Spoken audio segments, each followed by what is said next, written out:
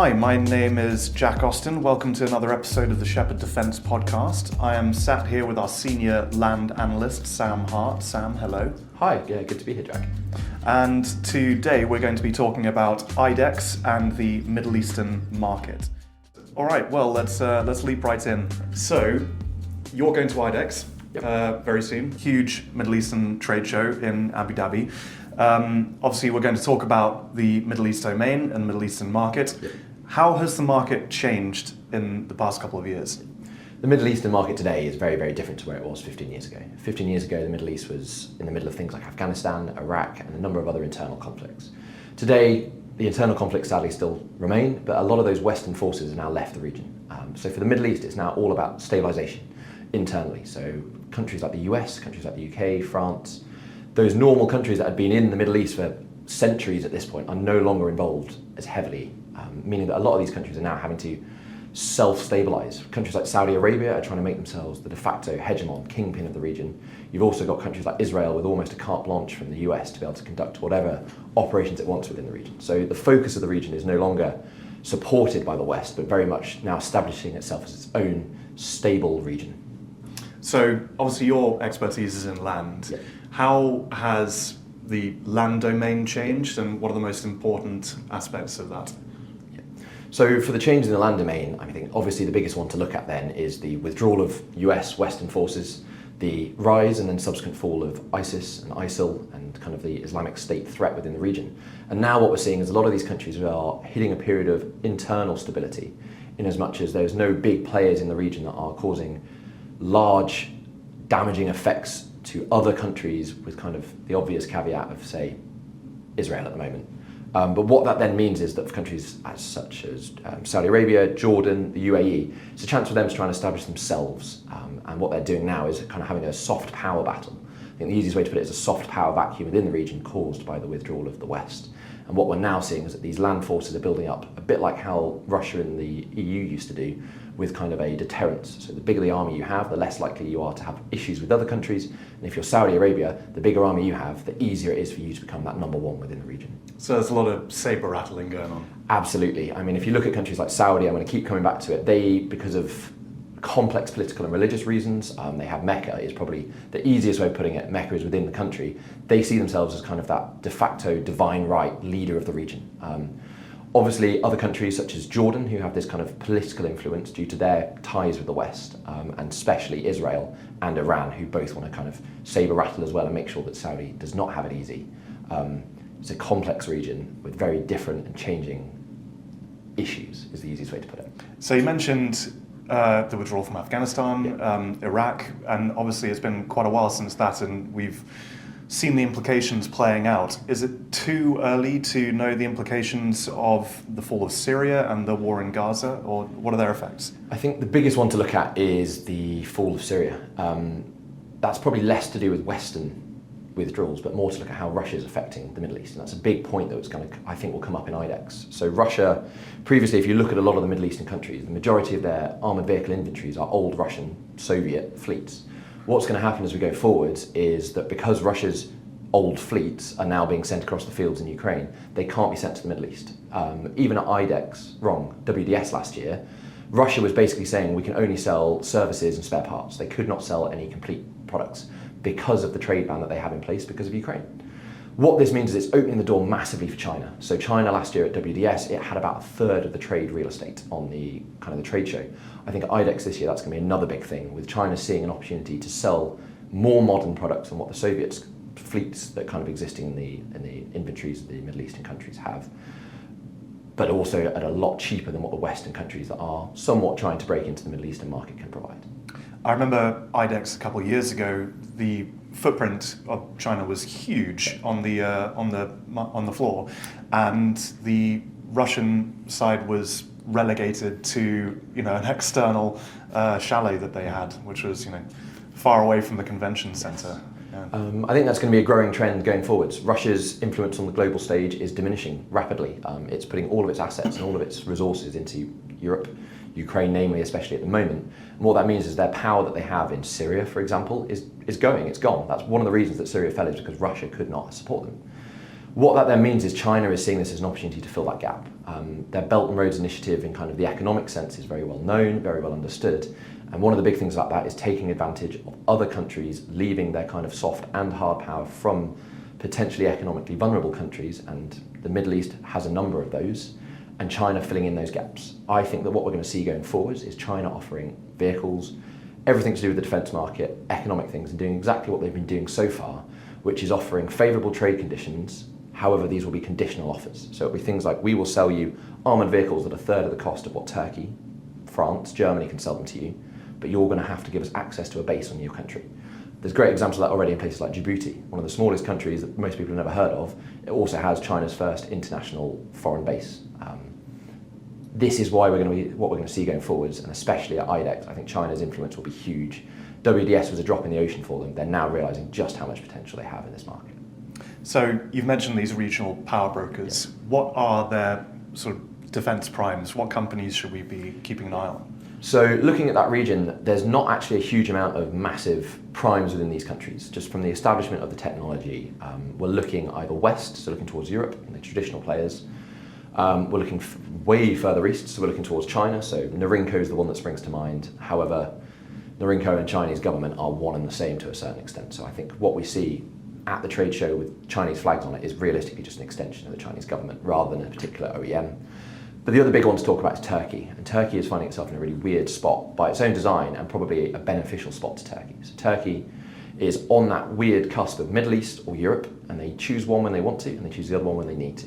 They're moving towards Europe. The vehicles that they're making, the vehicles they're producing, so looking at companies like FNSS, looking at companies like Otokar, Neural Machina, BMC, all four of those countries are now trying to sell directly into Europe, and all four are being fairly successful with that, while simultaneously keeping a foot in the door with the Middle Eastern market.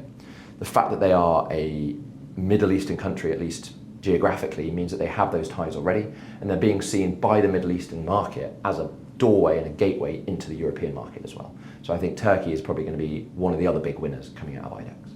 Excellent. So it sounds like a very complex picture. Yeah. Obviously, they're very different markets, the Middle Eastern market to the European market. What are some other differentiating factors? The biggest difference then between the European market and the Middle Eastern market is what they're trying to achieve right now. Looking at the European market, it's clear as day where the focus is. It's preparing for grand warfare against a peer threat. To put it bluntly, as they're saying at IAV, every European country you go and talk to now and ask them what their main focus is from a defence point of view, it is preparing for grand warfare with Russia. There's no punches held, it is grand warfare with Russia. You look at the Middle East, for example, they are probably a bit less worried about that. They're also not as worried about the previously known Asia-Pacific tilt and China. For them, China is more of an ally, giving them the access to the markets and giving them favourable trade conditions. So for the Middle East, it goes back to stabilisation. Stabilising themselves internally and stabilising themselves within a region. The biggest threat to the Middle East realistically now is itself. This is probably the least involved that Europe has been in the Middle East in nearly 2 centuries. At least openly. What that then means is the Middle East is focusing on stabilising their own countries. So for countries like Saudi Arabia, countries like the UAE, it's creating themselves in their own image, having the chance to establish themselves and become regional players without influence of other countries. The only real exception to this then obviously is Israel, and to a lesser extent Iran, but Israel has done such a good job recently of systematically eradicating Iran's influence within the region and taking advantage of the opportunity that's been allowed by the US, for example, that Israel is probably the only exception to that, but also, paradoxically, the least likely now to cause a conflict with the rest of the Middle East. They know that they can't get away with that, so they're seizing the opportunity they have now, but will probably now not exploit that wider than where they have. So, if we now move over to the show itself, we've already mentioned that it's quite a bizarre mix of regional players. There are aligned and non-aligned countries that are exhibiting there. So tell me more about the show. Why is it important, and what can we expect to see? Middle Eastern trade shows are really interesting because they're just a melting pot of aligned and non-aligned countries. You have basically everybody's invited, and I don't think there's any other region in the world where that's the case. You go to Europe and you can guarantee you're not going to see Russia, and you're almost certainly not going to see much of China. You go all the way over to the east, and for example at DSA in Malaysia in 2024, China had a tiny little stand because of the issues that they have geopolitically within that region. The Middle East is the only one where weirdly, the Middle East is not involved in any external conflicts. Therefore, they allow everybody in because they don't have any opposition. It sounds weird, but that's pretty much how it works. The Middle East is friendly with China, they're friendly with Russia, they're friendly with Europe, and they're friends with everybody. And everybody sees them as a chance to sell, to find new opportunities, and get gateways and foot in the doors for so many different countries and regions. I think it'll be really interesting. Europe's in a weird spot and is now completely moving towards Russia. We're moving, it seems, away from kind of what China's doing, which will allow China to get their foot in the door more in IDEX. We're no longer as worried about China as we are now about Russia. So I think there's going to be opportunities for China to even look at moving further west. And I think IDEX for them is just this great opportunity to platform and be allowed to platform. And that's the big difference between a lot of the other trade shows. It's funny, that change in focus. Like the phrase "the Indo-Pacific tilt" became dated basically the moment it came out. Yeah. But last IDEX a couple of years ago, Edge was making a huge splash at the show. They had so many concept vehicles on display. Are they going to be doing the same thing, or like, is there any company that we should be looking at who's going to make a big splash? Yeah, I think Edge Group is always going to be one of those that we talk about. It's a home market for them. They've been expanding relentlessly over the last 2 years, picking up different companies both within kind of the Middle Eastern region and wider. I think Milrem's a great example of that. So Estonia, about as far away as you can get from the deserts of Abu Dhabi. But what that then means is Edge has the ability to open doors within the Middle East. So one of the problems that Milrem, for example, was having, so they couldn't sell into the Middle East because they just didn't have the connections. Edge opens those doors. And Edge's portfolio these days is so wide, so vast and varied that without a doubt they'll be there and they'll be out in force. I also think the Turkish players that we've kind of mentioned before, FNSS has got lots of friends in the region and they'll be looking to make more. Otokar, bolstered off the success it's recently had in Romania, will be looking to sell its 4x4s across the Middle East. I think the Middle East is in a really interesting spot at the moment where they're right on the cusp of modernising and they haven't yet made the choice. They buy Chinese, they can't buy Russian, and if they buy European, do they go big European or do they go for the Turkish semi-small European? Interesting. That's a very interesting dynamic. Do you predict any big announcements coming out at the show, or are there any particular programs we should be keeping an eye out for? I think it'll be interesting to see where the Turkish programs are potentially. This could be the show they talk about them, it also might not, but with that we're expecting information on kind of the Altay, the progress of their main battle tank program. There's been news coming out recently that they're starting to westernize them, but it could be quite interesting to see if they're willing to market it to the typically more frugal Middle Eastern market. You start putting things like trophy APS on vehicles and they start getting very expensive very, very quickly. The other thing then we'll be looking to see if any of the FNSS and any of the Otokar vehicles start making headway within any of these Middle Eastern countries. They're all talking about a big game of modernising and upgrading their fleets. There's been a lot of courting, especially at things like WDS last year, of even vehicles like the Ajax, so a multi-million-pound IFV for countries like Saudi Arabia. But then in the hall next door, we're watching China bring out 15, 20-year-old platforms because they know the Middle East is more likely to buy those. I don't necessarily expect there to be big program announcements because the Middle East doesn't seem to do flashy announcements, but what they do like to do is make deals at these trade shows, and then 4 years later we see them at military parades on Independence Days and such. Excellent. What are you most looking forward to seeing at the show? Honestly, it's got to be the Chinese. Probably shouldn't say that out loud, but I'm very interested to see what they're doing. In the easiest way, it's nice to see what our country's competition is doing. We're looking towards Russia predominantly at the moment, and I don't expect to see much Russia at this show. But it's always good to see what China's coming out with, though I do caveat that with the fact that I doubt they'll put anything that's been built in the last 5 years on show. I'm also just always very interested to see what is the domestic market making, and I include SEMI in this, Saudi Arabia. GAMI and SAMI, they're two state-funded organisations, were huge at WDS. I imagine they'll be out in force at IDEX, and I also think people at places like Edge Group will be making some big announcements, possibly some new buying of other companies, and this is the kind of show that they're going to do a big push on to try and expand in the market. Excellent. So what's going to be your role? What are you going to be up to? It's a bit of a varied role for me. I'll be walking around trying to see and gain as much information as I can. For me, as an analyst, it's a great opportunity to get my finger on the pulse of the Middle Eastern market. These trade shows come around once a year at the moment now, thanks to WDS. And I learn probably more in a week at these shows, talking to the OEMs, if I can, getting near a delegation, and certainly picking up from things like the press releases and the briefings. Any information, any kind of idea of the trends of the market, and it's a great opportunity for me to kind of get a better idea to inform our customers and build the DI platform. Excellent. So talking about Defence Insight, There are a number of ways that DI is preparing for the show.